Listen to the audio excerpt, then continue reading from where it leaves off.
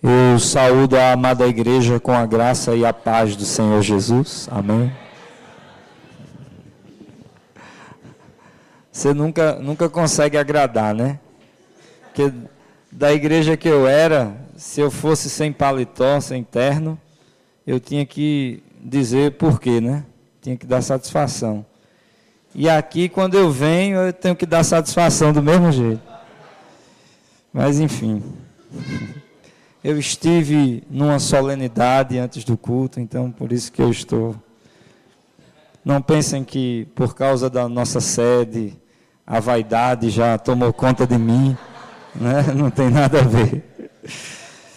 Abra sua Bíblia aí no livro de Jó. Os mais espirituais chamam de Xó, né? Jó capítulo 19. Verso 25, Jó 19,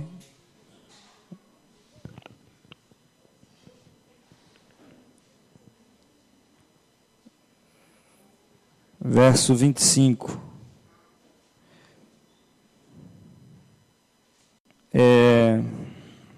Jó, capítulo 19, versículo 25. Você está vendo alguém sem Bíblia aí? Empresta a palavra para ele.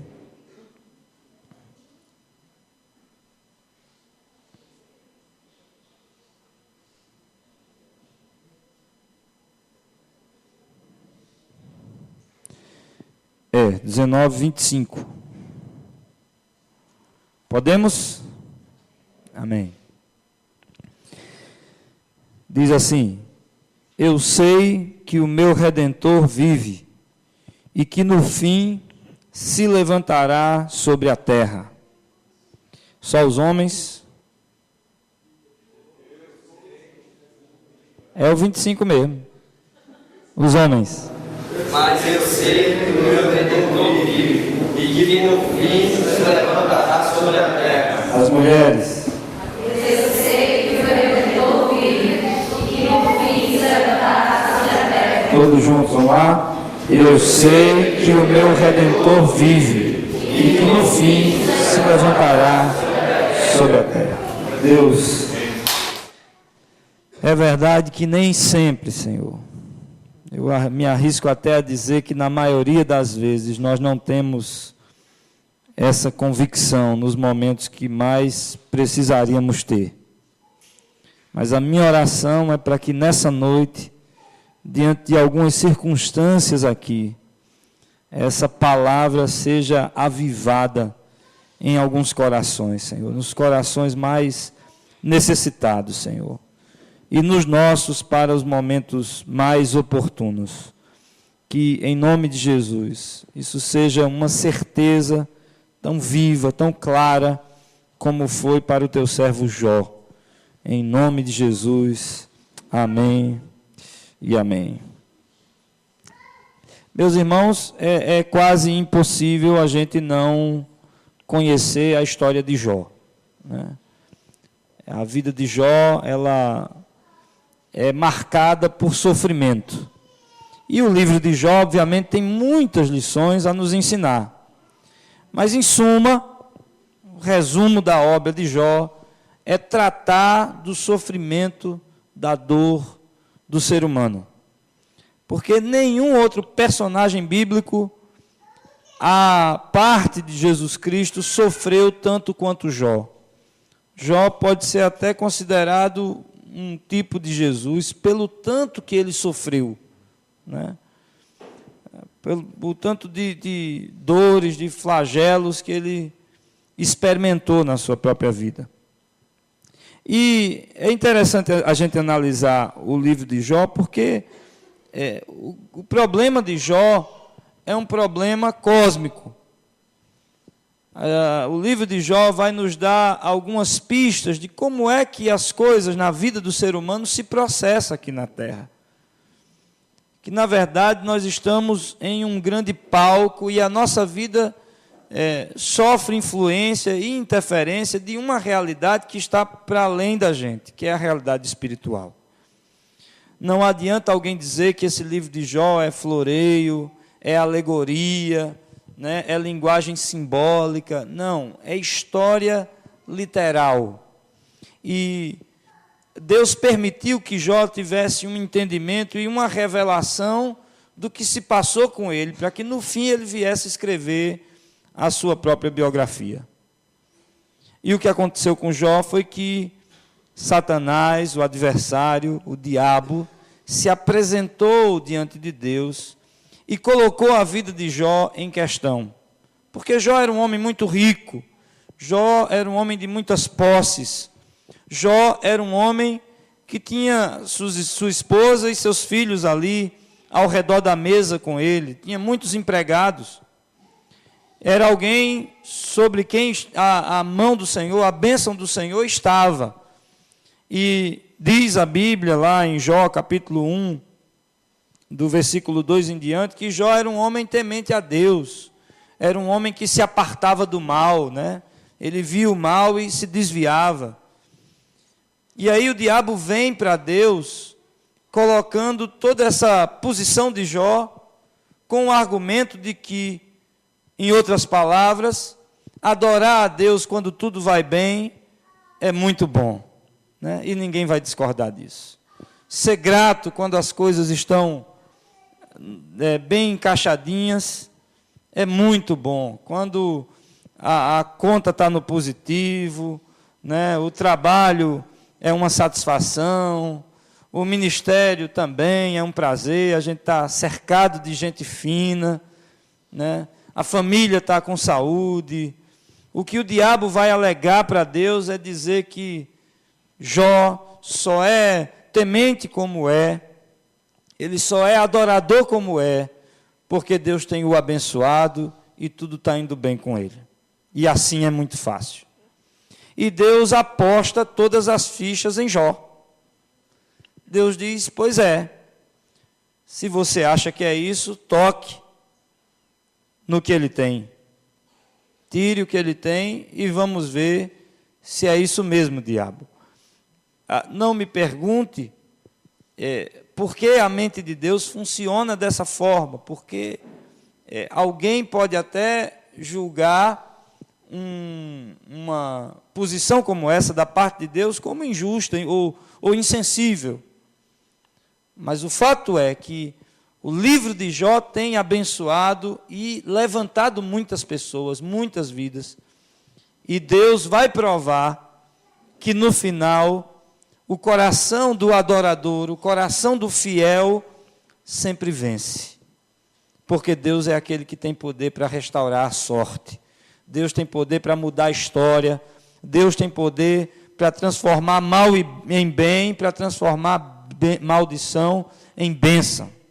Amém? E é aqui onde nós encontramos Jó fazendo essa poderosa declaração. Ele diz, eu sei que o meu Redentor vive e que por fim ele se levantará sobre a terra.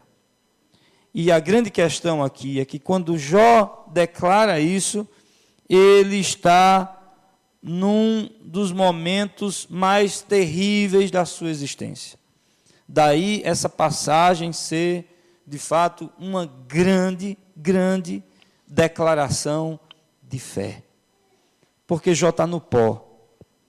Ele, a essa altura, perdeu seus bens, ele perdeu seus empregados, ele perdeu sua família, seus filhos foram mortos por catástrofes naturais, Deus permitiu que o inimigo tocasse, ele está como uma chaga purulenta, coberto de enfermidades, está no pó. Até a sua esposa, que deveria ser sua ajudadora, sua encorajadora, sua companheira, ela em determinado momento olha para Jó e diz, amaldiçoa esse teu Deus e morre. E Jó faz uma célebre declaração dizendo, eu receberia o bem de Deus e não receberia o mal, né? Mas nesse momento especificamente ele está na pior fase da sua vida, no pior momento.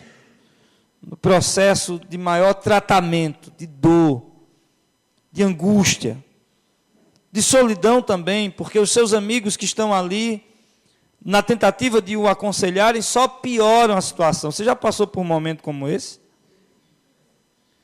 Você está tão angustiado, tão aflito, que você não quer ouvir ninguém, você não quer ver ninguém. Talvez se os amigos de Jó tivessem pelo menos chegado para simplesmente sentar do lado, para estar perto, mas eles ficavam o tempo todo com receita bíblica, né? O tempo todo tagarelando ali para Jó qual seria a razão de tanto sofrimento. E alguns chegavam ao ponto de dizer, isso só pode ser pecado. Está em pecado, meu irmão. Para estar passando por essa prova, com certeza, alguma coisa tem. E Jó, no entanto, ele olha para o céu e diz, eu sei que o meu Redentor vive, e que por fim ele se levantará sobre a terra. E a pergunta que eu faço é, você tem essa mesma convicção?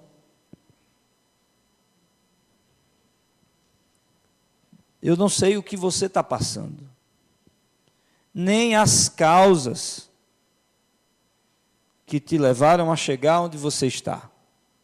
Porque às vezes é verdade, a gente passa por lutas que a gente mesmo se meteu, né? É uma decisão errada que a gente toma, é uma atitude errada, e a gente vai colher as consequências de um vacilo, de um erro. Isso é fato.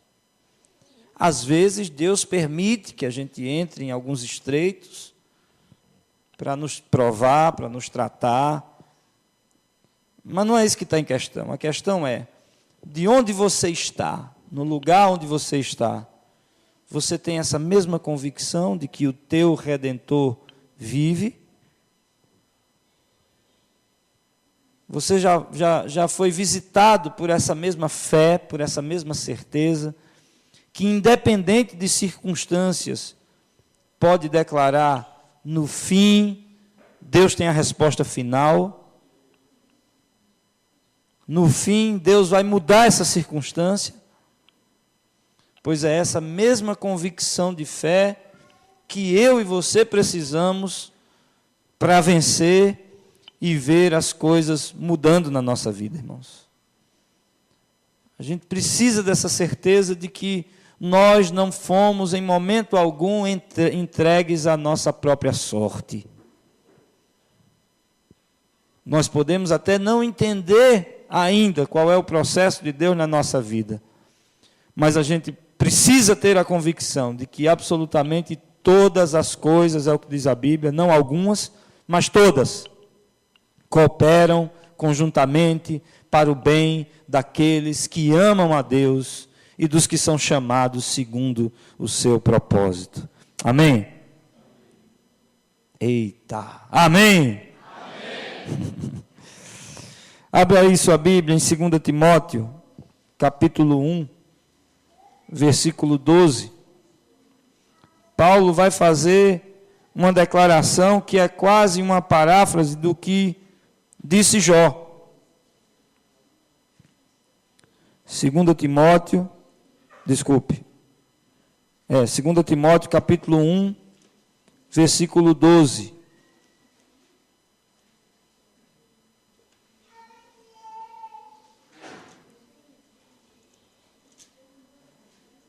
Já acharam? Por essa causa também sofro, mas não me envergonho, porque sei em quem tenho crido, e estou bem certo de que Ele é poderoso para guardar o que lhe confiei até aquele dia. Amém? Então, é essa convicção, meus irmãos, em primeiro lugar, que a gente precisa ter. Convicção de saber a quem nós servimos. Convicção de saber ou de conhecer o caráter do Deus que nos chamou, que nos salvou, que nos libertou, que tantos livramentos já nos deu, que nos deu perdão, restauração de tantas coisas. Esse mesmo Deus continua a trabalhar na nossa vida, a atuar na nossa vida. E você precisa ter essa esperança e essa convicção de que mais cedo ou mais tarde Deus vai se levantar em relação a você também. Amém? Eu não sei, não estou botando muita fé não. Mas vocês precisam se apegar a essa verdade. Se apegar a essa palavra. Não colocar esperança no que quer que seja, mas em primeiro lugar colocar sua esperança em Deus. Colocar sua fé no altar de Deus. E olha que eu não combinei nem com Douglas sobre o que eu iria pregar hoje à noite. Douglas chegou aqui e abriu o texto em Hebreus capítulo 11, falando a respeito da fé. A fé é a certeza das coisas que nós esperamos e a convicção daquilo que não se vê. Amém? Fé é isso. Independente do lugar onde você esteja, do aperto que você esteja passando, eu não sei se é emocional, eu não sei se o teu problema é financeiro, se é questão de carreira, eu não sei se o teu problema é espiritual, mas você precisa dizer em alto e bom sons, para os céus ouvirem, para o inferno ouvir, para que você mesmo alimente essa convicção. Eu sei que o meu Redentor vive e que por fim ele se levantará sobre a terra. Amém. Amém. Eu digo a você, foi assim que eu cheguei até aqui. Contra a esperança, contra a vontade de muita gente, contra toda a oposição do inimigo. Obrigado, mano. Chegou. Vânia me deu a receita aqui. Contra toda a oposição do inimigo. Eu sei que o meu Redentor vive, eu dizia para mim, e que por fim ele se levantará sobre a terra. Ontem eu fui para a Barra de Camaratuba, a gente foi lá dar uma força na igreja, passar alguma coisa com o louvor dos adolescentes lá. E eu fui com o Leozinho, Léo Rangel, que é produtor de eventos e tal, e se converteu. E ele vinha compartilhando comigo a luta, né, dessa transição, de repente deixar tudo no mundo para fazer a vontade de Deus e tal. E realmente não é fácil, né? E ele estava conversando com um músico de alguma banda famosa aí, não lembro se era um baixista de Thales ou de PG. Ele falou alguma coisa, né? E ele dizendo da dificuldade, e o cara chegou para ele e deu uma palavra para ele. Disse: Léo, olha, não importa o que as pessoas vão pensar de você, as críticas que você vai ouvir, meu irmão, cave. E ele insistiu com essa palavra. Cave, Léo, cave. As pessoas criticando, zombando, julgando, e você cave. Vá cavando, vá cavando. Vá cavando, porque quanto mais fundo você cavar, mais firmes vão estar as suas raízes. E mais perto do leito d'água você vai estar. E eu achei aquela palavra muito interessante, porque é exatamente isso mesmo que a gente tem que fazer. Eu não sei o que esse cave significa para você. Se é trabalhar com foco dentro daquilo que você tem já nas suas mãos. Sabe? Você ter foco naquilo e dizer: poxa, eu vou nisso aqui, vou adiante. Eu não sei se esse cave é você fincar sua fé na palavra, investir mais nas coisas do alto, nas coisas do reino. Eu não sei se esse cave é você investir mais no seu estudo, na sua carreira de estudante. Eu não sei. Mas que essa palavra encontre um lugar no seu coração. E que você cave, meu irmão. Contra toda palavra, contra toda oposição se necessário, contra todo um sistema. Cave, cave, cave, porque quanto mais fundo você cavar, mais firmes vão estar suas raízes e mais perto do leito d'água você vai estar. E você vai florescer, porque o seu Redentor vive. Amém? Eu queria que você olhasse para o seu irmão e dissesse: cave, meu irmão, porque mais cedo ou mais tarde você vai florescer. Vá, diga para ele, porque eu sei que o seu Redentor vive. Amém? E eu disse: é isso mesmo, Léo. Vai em frente, meu irmão. Cave, cave, que o Senhor é contigo. Deus está contigo. Veja aí 1 Pedro, capítulo 1. Depois de Timóteo, Hebreus, Tiago, 1 Pedro, capítulo 1, versículos de 7 a 9.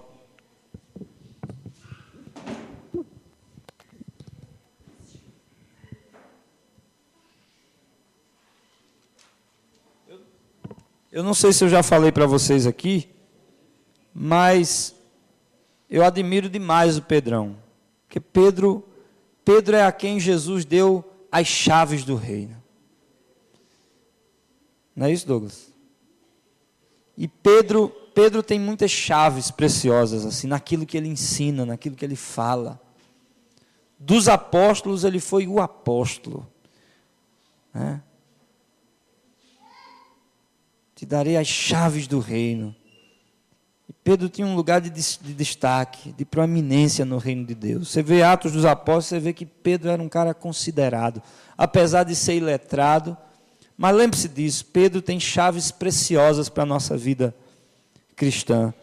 E aqui Pedro, capítulo 1, versículos de 7 a 9, ele diz: embora no presente, por breve tempo, se necessário, desculpe.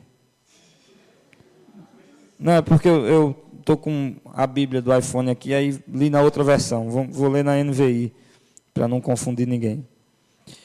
1 Pedro 1, de 7 a 9. Assim acontece para que fique comprovado que a fé que vocês têm, muito mais valiosa do que ouro que perece, mesmo que refinado pelo fogo, é genuína e resultará em louvor, glória e honra quando Jesus Cristo for revelado. Mesmo não tendo visto, vocês o amam. E apesar de não o verem agora, creem nele e exultam com alegria indizível e gloriosa, pois vocês estão alcançando o alvo da sua fé, a salvação da vossa alma. Amém? Então é isso. Enquanto a gente está aqui, meu irmão, a gente tem que se fortalecer na fé, crescer na fé, crescer nessa convicção, como Jó tinha. Tanto que você pega faz um paralelo entre os 2 primeiros capítulos de Jó, né, que é essa trama em relação à vida dele, as tragédias que lhe aconteceram, e você compara com o último capítulo de Jó, que fala da restauração dele, que fala de Deus agindo plenamente na vida dele, e você vê o quanto Deus é fiel com ele. Ele chega lá no capítulo 42 dizendo: Deus, eu te conhecia só de ouvir falar, e agora os meus olhos te veem. Amém? Porque a provação tem isso, como Pedro está dizendo. A nossa fé, ela sai refinada como ouro. É impossível a gente entrar em prova com Deus, em batalha, e não sair aperfeiçoado, meu irmão. E foi o que Jó experimentou. Mas ele tinha essa convicção de que o seu Redentor era vivo e que por fim ele se levantaria sobre a terra. Eu ainda queria dizer para você que uma graça muito grande sobre aqueles que depositam a sua confiança no Senhor. A grande questão é, o que de depositar essa confiança em Deus? Porque aqueles que confiam no Senhor experimentam da misericórdia do Senhor. Isso não falha, meu irmão. Se você depositar a sua confiança no Senhor e agir de acordo com a direção que Deus está te dando, essa confiança jamais vai se manifestar como desespero, vergonha ou o que quer que seja. Vai redundar em graça, vai redundar em honra, vai redundar em glória, porque Deus é fiel. É por isso que o inimigo lança tanta dúvida na gente. É por isso que uma das principais armas dele são o medo e a ansiedade. Ou melhor, medo e incredulidade. Medo e incredulidade, não vai dar certo, você não vai conseguir, está vendo como é que as coisas estão. Mas a palavra diz que os que confiam no Senhor são como os montes de Sião, que não se abalam, mas permanecem para sempre. Que promessa! Que promessa! E aí, de onde você está, você precisa trazer isso para o seu coração. Eu quero concluir com o versículo de Hebreus, capítulo 10, 35. Vá comigo aí, voltando de Pedro para Hebreus, capítulo 10, 35.